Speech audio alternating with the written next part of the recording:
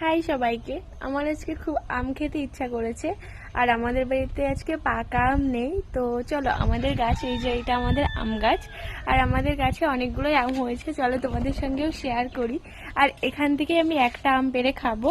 আমি একটা আম পেড়ে খেয়েছিলাম স্নান করার আগে, তো আমটা বেশ মিষ্টি ছিল।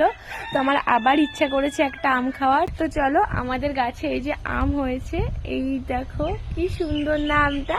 এই আমটা আমার ফার্স্ট দিন থেকে এই আমটার পরে এত লোভ লাগে কি বলবো, শুধু মনে হয় আমটা খাবো খাবো। তো আজকে আমি এই আমটা এখন খাবো। তো চলো তোমাদের সঙ্গেও শেয়ার করব। আর হ্যাঁ, আর একটা কথা বলতে তো ভুলে গেছি, এই দেখো আমার মা আমতেল করেছে। ও এখনো আমাদের বাড়িতে আমতেল করা হয়নি, এই ফার্স্ট দিন করছে। এখন তো আম প্রায় পাকতে যায়, আর আমার মা এখন করেছে আমতেল।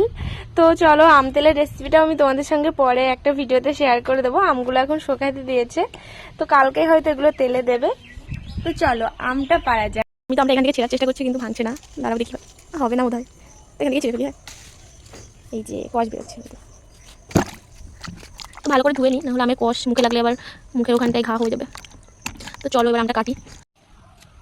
একবার আম কাটতে গিয়ে আমি হাতটা কেটে ফেলেছি স্নান করার আগে, আবার হাতটা না কাটে মা থাকলে ভালো হতো। দাঁড়াও, ওয়াও দেখো হলুদ হয়ে গেছে ভিতরে, এটা চলে নি।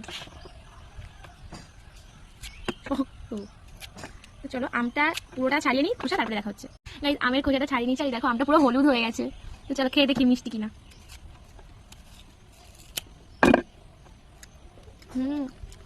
খুবই মিষ্টি।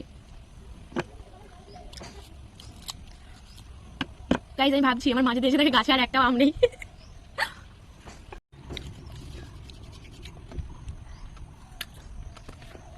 বেশ ভালো।